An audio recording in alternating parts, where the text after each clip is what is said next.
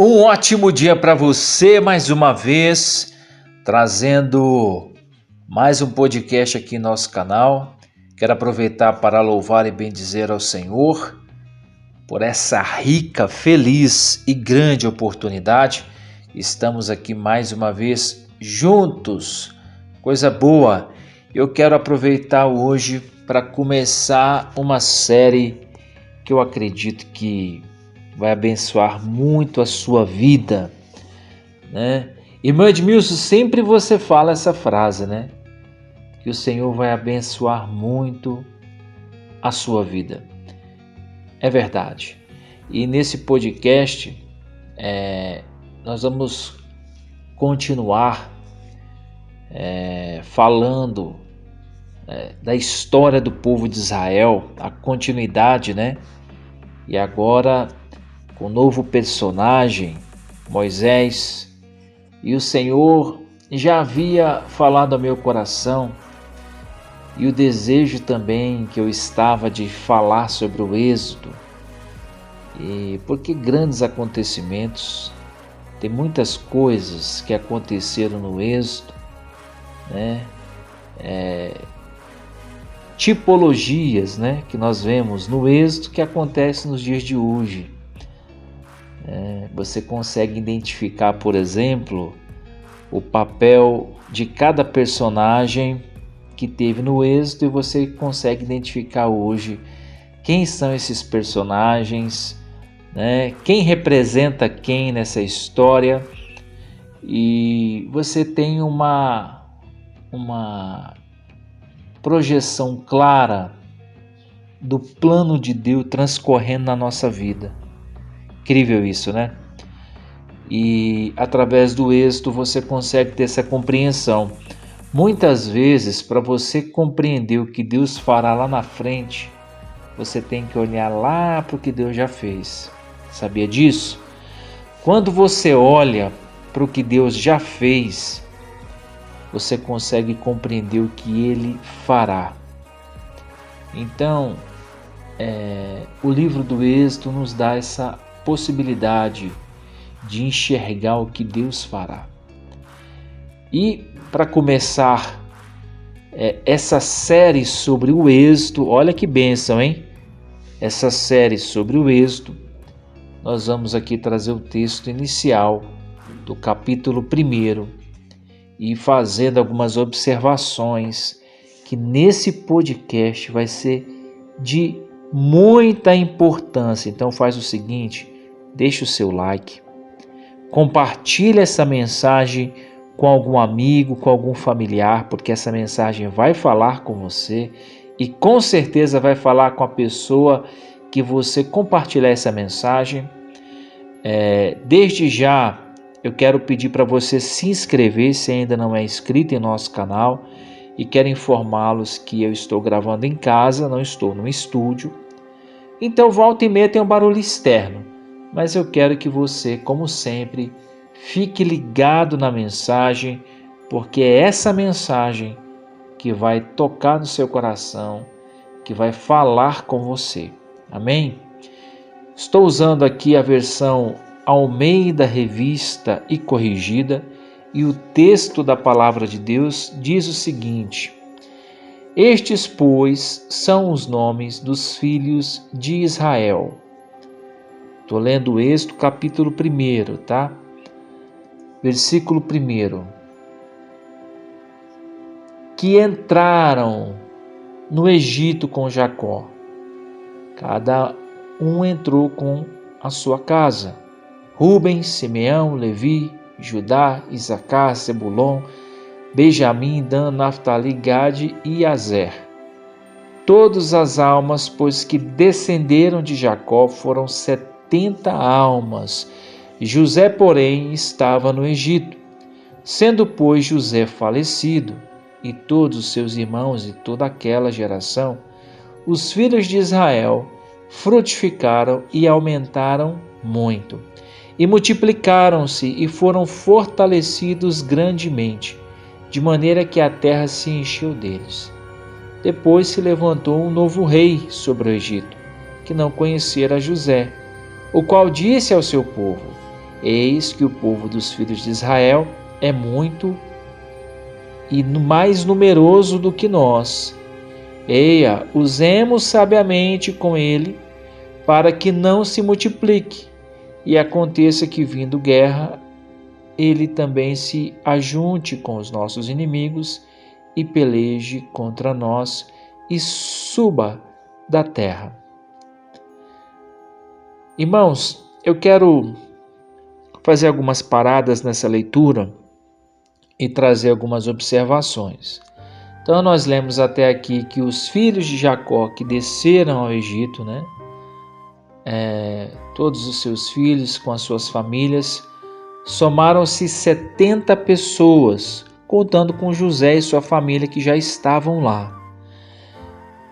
Eles foram muito abençoados naquele tempo, porque José era governador, ele assumiu a função de administrar todo o Egito. Porém, a nação de Israel, aquela família, cresceu de maneira tal que os egípcios já não suportavam o convívio.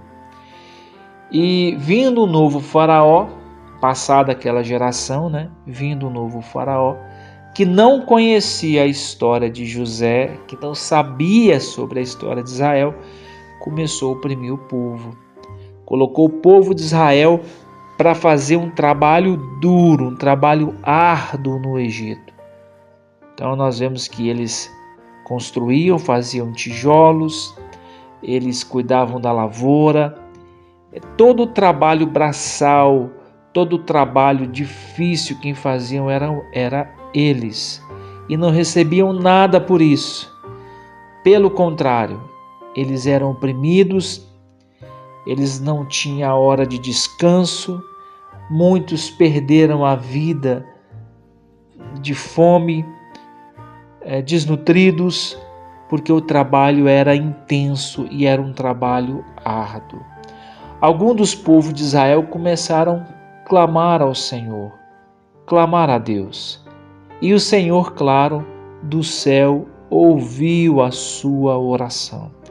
Mas continuando aqui com a leitura, do verso 11 em diante, que vai dizer: E os egípcios puseram sobre eles maiorais de tributos, ou seja, tinham fiscais que acompanhavam o trabalho dos israelitas ali no Egito e os afligiam com suas cargas pesadas, e edificaram para Faraó as cidades tesouro chamado Pitom e Ramsés. Ou seja, eles foram responsáveis por construir cidades que armazenavam os tesouros do Egito e eram afligidos de todas as maneiras. Mas o texto vai falar no versículo 12, olha que informação importante. Mas, quanto mais os afligiam, tanto mais se multiplicavam e tanto mais cresciam.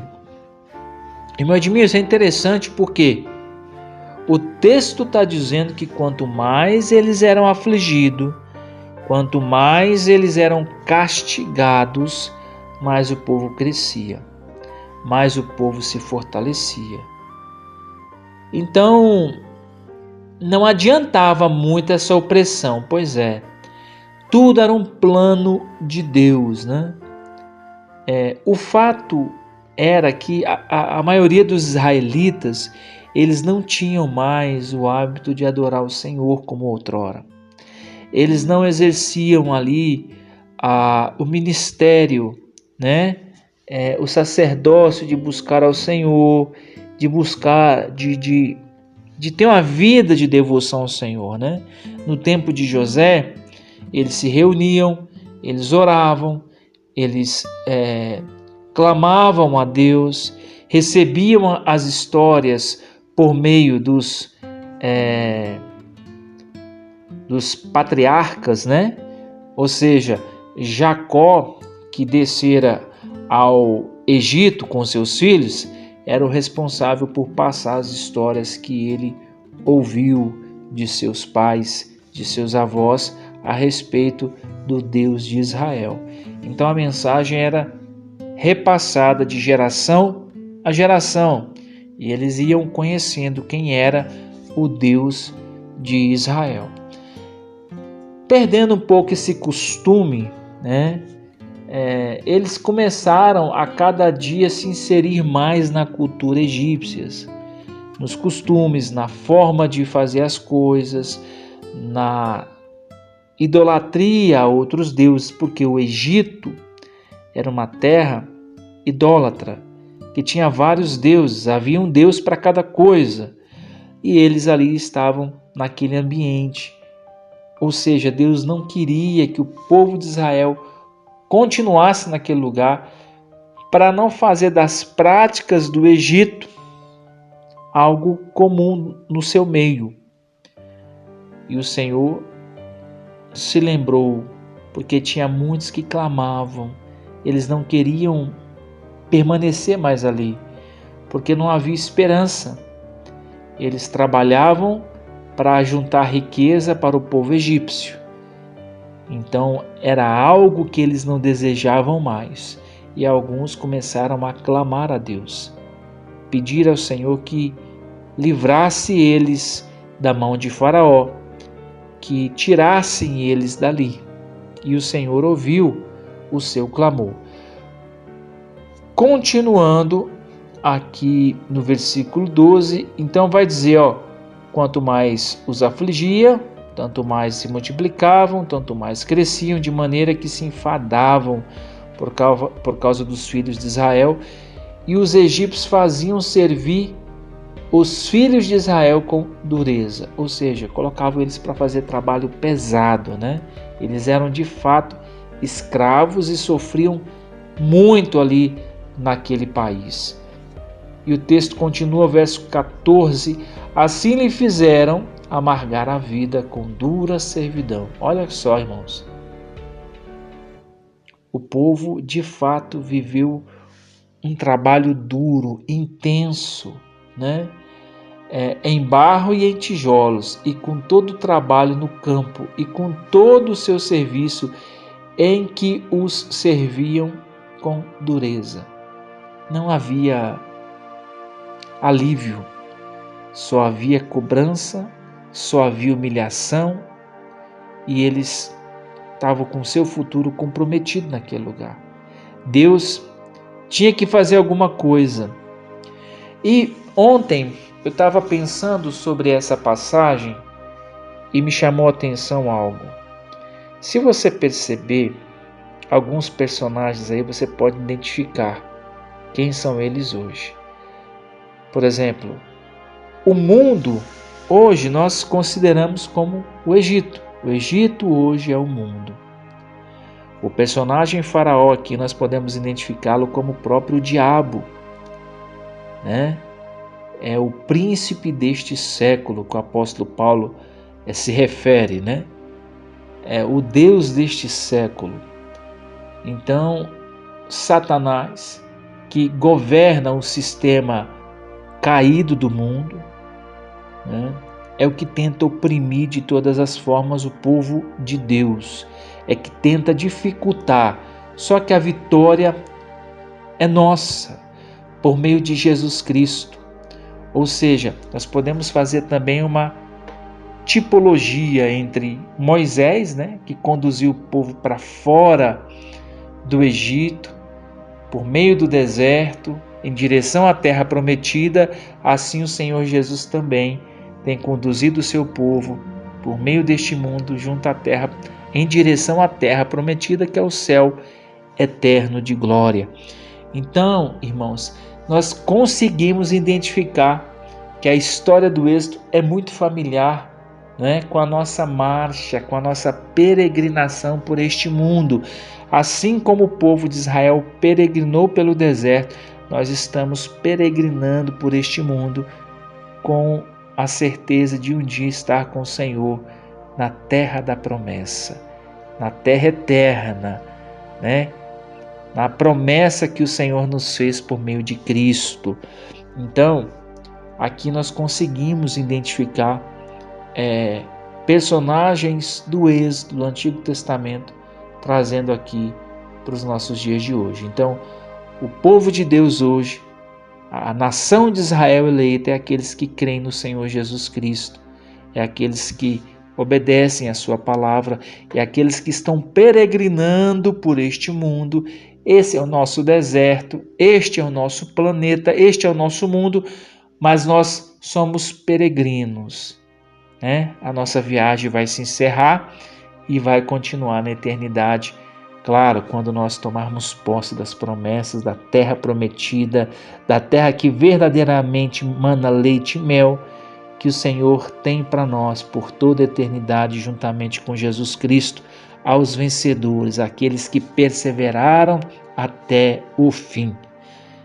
Continuando aqui, percebemos aqui no versículo 14 que os egípcios impuseram trabalho duro.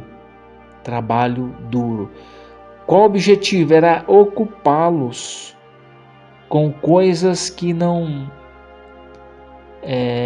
os aproximasse de Deus, né? E interessante que, se você observar, o que o diabo faz ainda hoje?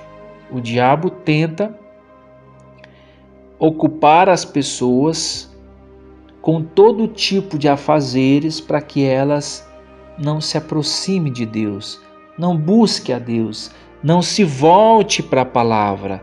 E por que o inimigo tem interesse que você continue com a sua vida ocupada, cheia de afazeres, para que você não conheça ao Senhor?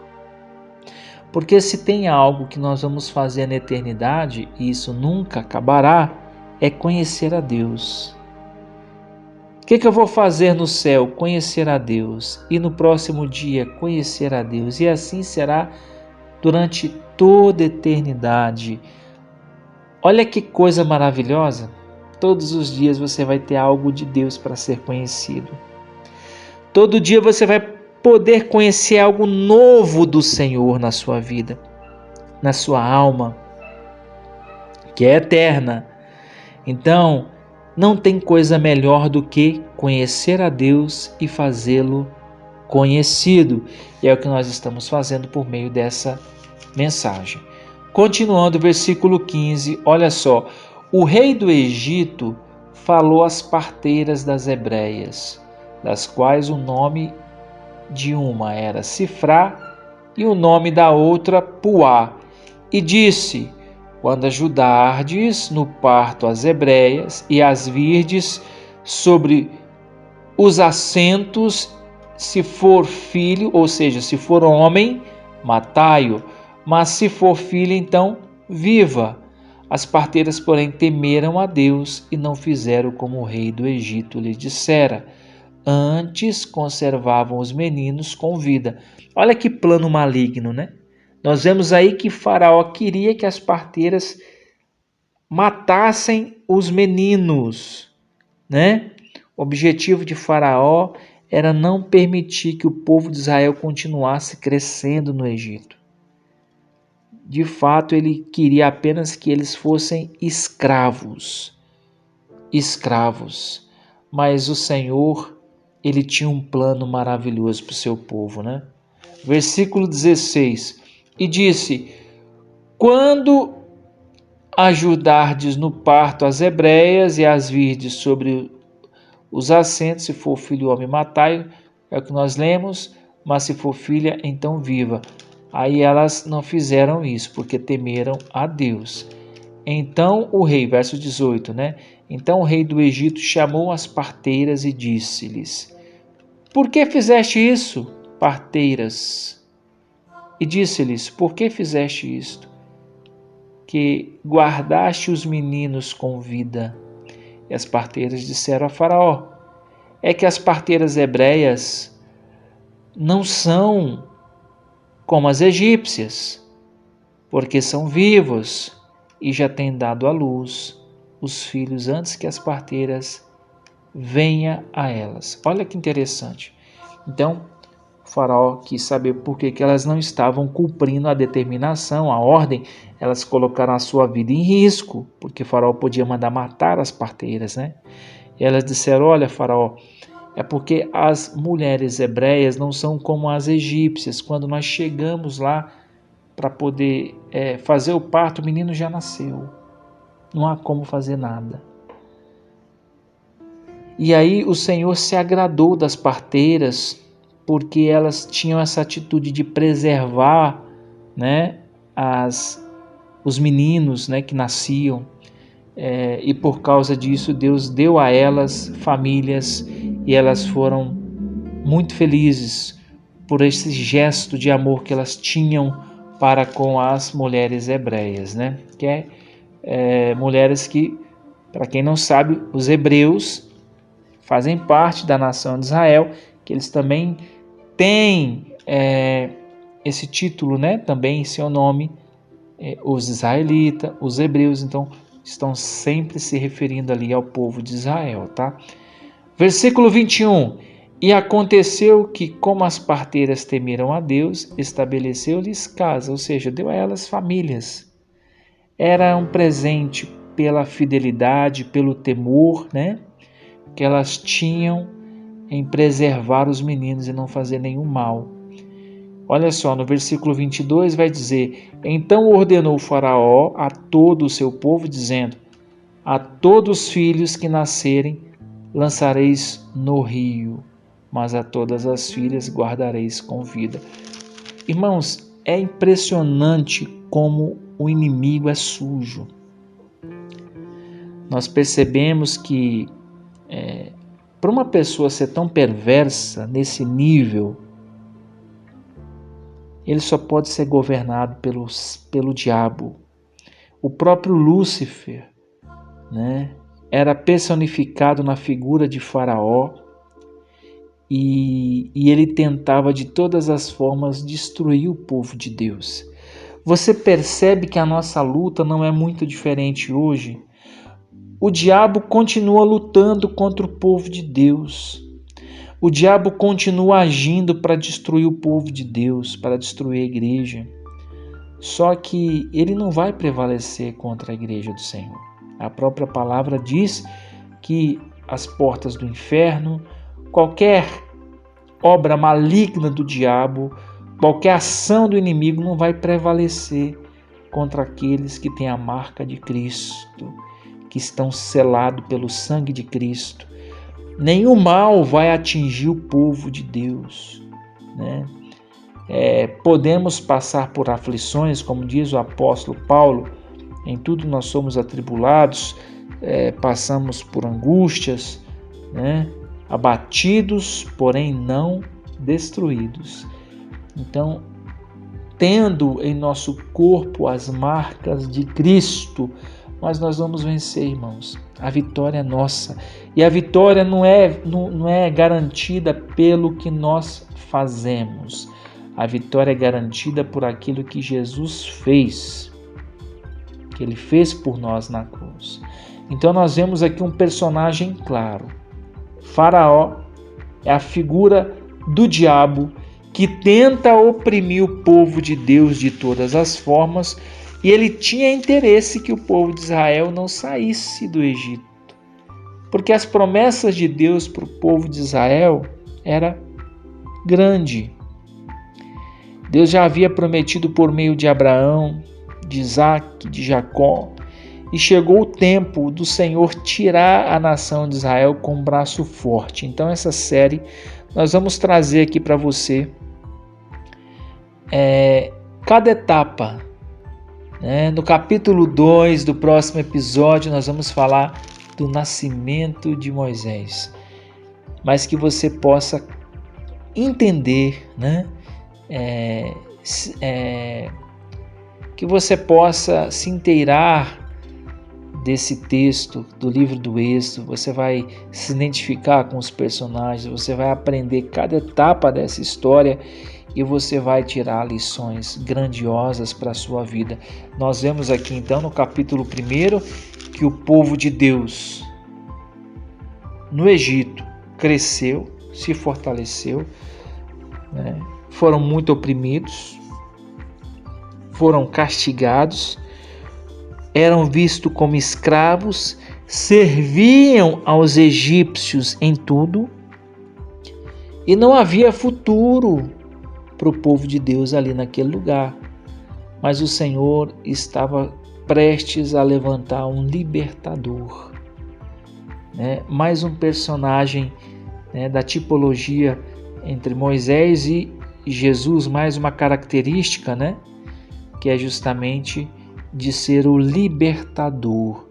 Libertador é o que Jesus foi, né, quando ele veio para cumprir a missão dada pelo Pai, né? Nos libertar da opressão do inimigo, nos libertar da escravidão do pecado, nos libertar dos horrores do maligno.